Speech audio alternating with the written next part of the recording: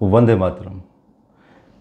अक्सर ये क्वेश्चन पूछा गया है मुझसे बार बार कुछ व्यूअर्स द्वारा कि हवन करवाने के बावजूद भी फ़ायदा होने की बजाय आखिर नुकसान क्यों हो जाता है कुछ जातकों को। और दोस्तों, इसमें सत्यता भी है और अक्सर ऐसा हुआ भी है। तो इसमें फिर ये क्वेश्चन भी आता है कि जब हम हवन, यज्ञ, यज्ञना, होमा, एक ही वर्ड है, एक ही बात है, जब इनकी बात करते हैं, जब किसी ज्योतिषी द्वारा रेकमेंड किया जाता है कि यज्ञ होगा पूजा के बाद, क्योंकि इसको हम ज्योतिष शास्त्र में अंतिम ब्रह्मास्त्र मानते हैं। महामृत्युंजय की बात भी करें तो अंतिम ब्रह्मास्त्र की तरह माना जाता है। और जब इतने बड़ी पूजाएं पाठ की जाती हैं तो उसके बावजूद फ़ायदा मिलने के बजाय नुकसान क्यों हो जाता है या फ़ायदा क्यों नहीं मिल पाता है, आज हम ये डिस्कशन करेंगे आप लोगों के साथ। दोस्तों, हवन की मैं डेट्स भी देने वाला हूँ 31 मार्च तक, आपकी स्क्रीन पर आप देख सकते हैं। मैं डिटेल में हर एक पॉइंट कवर करूँगा। 2 तरह की लॉबी हैं आज भी, जिसमें कि एक लॉबी ऐसी है जातकों की जो कि हवन यज्ञ पर अंधविश्वास करते हैं, मतलब कि पूर्ण आस्था कह सकते हैं, अंधविश्वास कहना गलत होगा। आस्था है बहुत ज़्यादा कि फ़ायदा हो या नुकसान हो फिर भी वो करवाएंगे। और दूसरी लॉबी वो भी है जो कि इन बातों को नहीं मानती, हवन और यज्ञ पर बिलीव नहीं करती है, लेकिन ज्योतिष साइंस पे बिलीव करती है। और ये वो लॉबी है जिनके एक्सपीरियंसेस हवन यज्ञ करवाने के बावजूद अच्छे नहीं रहे हैं।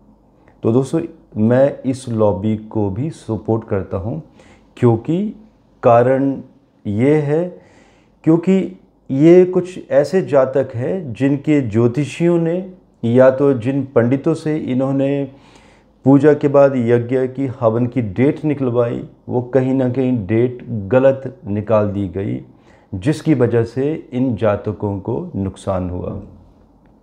अगर हम डेट की भी बात करें कि हवन की डेट्स क्या होती हैं, देखिए पहले तो ये है कि 99.97% हवन की जो डेट्स होती हैं अक्सर मैंने गलत होते हुए देखा है। और मैंने कई लोगों को, हमारे यहाँ पर जब क्रॉस ऑडिट होता है, क्रॉस चेक करवाते हैं लोग मुहूर्त, तो अक्सर 0.003% ही डेट सही निकलती हुई देखी गई हैं ज्योतिषियों की।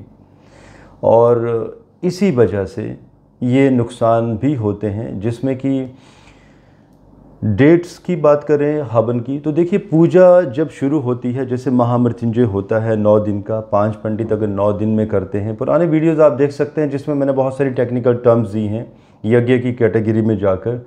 तो दोस्तों, पूजा शुरू करने का जो तरीका होता है, पूजा किसी भी वक्त शुरू की जा सकती है एक अच्छे मुहूर्त में, जो कि एक दिन छोड़कर आते रहते हैं। लेकिन हवन की डेट्स निकलती हैं, ये बहुत ही सिंपल मैथमेटिक्स भी है, जिसे ऐसा नहीं है कि ज्योतिषी या पंडित लोग नहीं समझते हैं, अक्सर समझते हैं। कुछ एक लोग होते हैं जिन्होंने पढ़ाई नहीं की होती है, लेकिन जो समझते हैं वो भी अपनी सुविधा के अनुसार अपने कार्य को देखते हुए डेट्स दे देते हैं जातक को, और जिसकी वजह से जातक को नुकसान भी होता है हवन करवाने के बाद। जैसे कि अगर हम ब्रॉड लेवल पर बात करें तो होम जब करवाते हैं हम, तो अग्नि का वास देखा जाता है उस दिन। तो अगर अग्नि का वास पृथ्वी लोक में होगा तो ऐसा यज्ञ कल्याणकारी होगा, और अग्नि का वास अगर पाताल लोक में होगा तो उस दिन हवन करवाने से धन का नुकसान होता है। और अग्नि का वास अगर आकाश में होगा तो दोस्तों आयु का क्षय होता है। तो आप लोग कैन यू इमेजिन कि हवन करवाने से, जहाँ पर महामृत्युंजय जैसा हवन करवाया जाता है कई बार आयु बढ़ाने के लिए, और कई बार ऐसा ही हवन जब अग्नि की जो आहुति है, अग्नि का जो वास है, अगर वो आकाश में होगा तो आयु का क्षय भी कर देगा। और अग्नि के आहुति चक्र की भी अगर हम बात करें तो अग्नि का आहुति चक्र भी देखा जाता है, जिसमें कि जितने भी मेलफिक प्लैनेट्स हैं क्रूर ग्रह जिनको कहा जाता है, अगर इनके मुंह में अगर आहुति चक्कर चला गया, आहुति चली गई, तो यज्ञ होने से अशुभ फल मिलेंगे। और अगर बेनिफिक प्लैनेट्स के मुंह में चली गई तो शुभ फल प्रदान होंगे। तो यही तो है मैथमेटिक्स जो हमें निकालना है। आप अगर कहेंगे तो मैं आपकी रिक्वेस्ट पर एक वीडियो दे दूंगा जिसमें हवन की डेट सिंपल तरीके से कैसे निकाली जाती हैं, इसके ऊपर हम 8 से 10 मिनट का एक छोटा सा एक मैथमेटिक्स वीडियो भी एक डिस्कस कर लेंगे। अब दोस्तों, इसमें नॉलेज की भी बात हो जाती है, ज्योतिषियों की नॉलेज किस तरह से होनी चाहिए। आप लोगों की सुविधा के लिए मैंने इस जो आप वीडियो देख पा रहे हैं, मैंने मेरे गुरुजी श्री विपिन कपूर जी उनसे भी सहायता ली थी। तो हम लोगों ने 31 मार्च 2023 तक के जितने भी हवन के मुहूर्त हैं उन सब की डेट्स निकाल दी हैं, स्क्रीन पर आप लोगों के सामने दी हुई हैं, आप पॉज करके देख सकते हैं। जिसमें कि मैं ये भी कहना चाहता हूँ तो दोस्तों कि ये तो हवन की डेट्स हैं, लेकिन इसमें आपके चंद्रमा का भी ज्ञान होना बहुत ज़रूरी है कि उस दिन, जिस दिन हवन की डेट होगी जो दी हुई है स्क्रीन पर, आपके चंद्रमा से उस दिन का जो चंद्रमा है वो चौथे, 8वें और 12वें घर में नहीं होना चाहिए। अगर ऐसा होगा तो भी वो दिन आपके लिए शुभ नहीं है। कई बार ऐसा भी होता है कि फैमिली में 4 लोग हैं और 4 लोगों का हवन कई बार एक ही दिन में होना होता है, तो फिर डेट्स कई बार मैच नहीं हो पाती हैं। तो कई बार 3 लोगों का एक दिन में करवाना पड़ता है और एक व्यक्ति विशेष का किसी और दिन। तो दोस्तों, ये बहुत सारे फैक्टर्स हैं। और एस्ट्रोलॉजिकल नॉलेज की बात करें तो ऐसा नहीं है, ज्योतिषी लोग जानते हैं लेकिन अपनी सुविधा अनुसार वो डेट्स देते हैं। मेरी एक गुजारिश भी है आप लोगों से कि जब भी आप चाहे आपका कोई कितना भी खास पंडित क्यों ना हो, आप किसी ज्योतिषी से जिसको मैथमेटिक्स आता हो उससे एक बार उस डेट की गणना जरूर करवाएं। बल्कि आप एक काम और भी कर सकते हैं, आप लोगों की सुविधा के लिए स्क्रीन पर हवन की डेट्स दी गई हैं 31 मार्च 2023 तक। आप जब भी किसी पंडित से हवन की डेट निकलवाएं तो ये जो डेट्स हैं इनको बाद में मैच करवाएं। पहले आप अपने पंडित से डेट निकलवा लीजिए या जो भी आपका ज्योतिषी है, फिर उन डेट्स को इन डेट्स के साथ मैच करवाइए, फिर देखिए कि मैच करती है या नहीं करती है। और रही बात चंद्रमा की, आप इजीली आप खुद मैच कर सकते हैं कि उस दिन का चंद्रमा आपके चंद्रमा से 4th, 8th और 12th नहीं होना चाहिए। अभी किसी ने एक और क्वेश्चन भी पूछा था मुझसे कि क्या श्राद्धों में पूजा हो सकती है और क्या हवन भी हो सकता है। दोस्तों, यस, मुझे मालूम है कि कई लोग यहाँ पर क्वेश्चन रेज करेंगे कि ऐसा कैसे हो सकता है। देखिए, आप पितरों के लिए श्राद्ध कर रहे हैं, लेकिन श्राद्धों में भी जो हवन की डेट्स होती हैं, जो फॉर्मूला मैं बता रहा हूँ, बहुत ही कम डेट निकल कर आती हैं। जैसे अभी 16 सितंबर एक ही डेट है हवन की इन श्राद्धों में। फिर तो हम ये भी कहेंगे कि नवरात्रों में क्या हर दिन यज्ञ हो सकता है। दोस्तों, नवरात्रों में भी हर दिन यज्ञ नहीं हो सकता।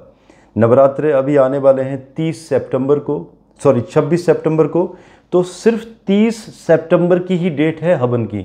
लेकिन आप देखिएगा, आपके अभी सराउंडिंग में बहुत सारे हवन होंगे। 26 सितंबर से जैसे ही नवरात्रे शुरू होंगे, लगातार 8-9 दिन हवन होते चले जाएंगे, जो कि उनका अग्नि चक्र कई बार आकाश की तरफ होगा, कई बार पाताल की तरफ होगा। तो कुछ लोगों का धन का क्षय भी होगा, कुछ लोगों का आयु का क्षय भी होगा। तो ये मतलब नहीं है कि नवरात्रे 9 दिन के हैं तो 9 दिन में कभी भी हम हवन करते रहें। तो हवन की डेट सिर्फ 30 सितंबर की ही निकलती है।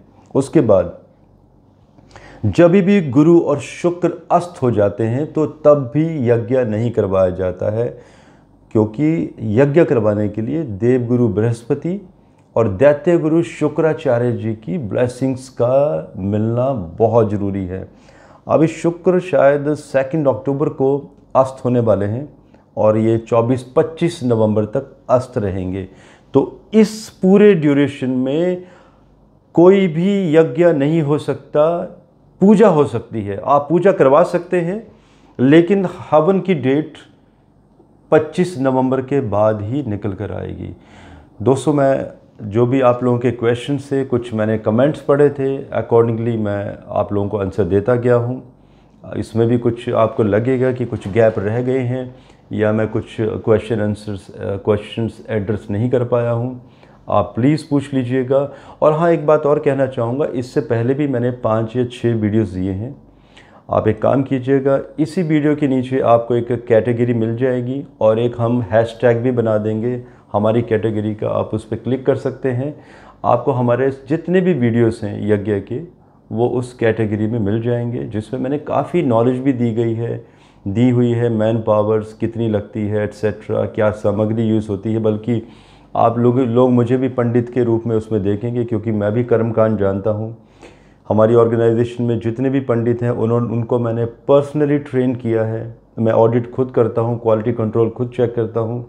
एंड हमारी कोशिश होती है कि ये जो हमारी साइंस है इसको बचा के रखा जाए, किसी भी तरीके से कोई भी गलती ना हो। मैं एक बात भी कहना चाहता हूँ, जब मैं भी कोई डेट निकालता हूँ हवन की या पूरा डाटा निकाला जाता है, तो उसे मैं अपने गुरुओं से एक बार क्रॉस चेक ज़रूर करवा लेता हूँ कि कहीं मुझसे भी मैथमेटिक्स में कोई गलती तो नहीं हो गई। देखिए, गलती हो सकती है दोस्तों, गलती इंसान से ही होती है, लेकिन क्या होता है कि ये इसी को तो कहा जाता है कि वेरिफिकेशन एंड वैलिडेशन। तो इन दोनों चीज़ों का हमेशा ध्यान रखना चाहिए, चाहे वो कोई भी फील्ड हो, चाहे वो ज्योतिष भी क्यों ना हो।